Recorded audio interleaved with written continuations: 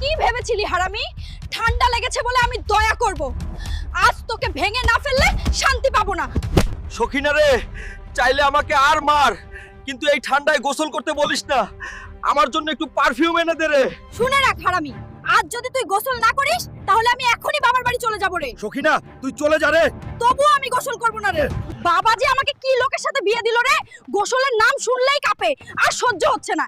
এবার দেওয়ানির কাছে গিয়ে কিছু একটা করতেই হবে। দেওয়ানি বাবু, আমাকে একটু সাহায্য করুন। আপনার লোক দুজন আমার সাথে পাঠান। আমার হালকে জোর করে গোসল করাতে হবে, ওর গা থেকে খুব দুর্গন্ধ বের হচ্ছে। গোসল করাতে লোক লাগবে না রে, আমার কাছে একটা বুদ্ধি আছে, মন দিয়ে শোন। দেওয়ানি বাবু, আপনাকে লাখ লাখ ধন্যবাদ রে। হাল্ক ভাই, তাড়াতাড়ি চল, তোর সখিনা গ্রামের পুকুরে পড়ে গেছে রে। তুই এসব কি বলছিস রে? সখিনা রে, আমি আসছি, আমি তোকে বাঁচাবো রে।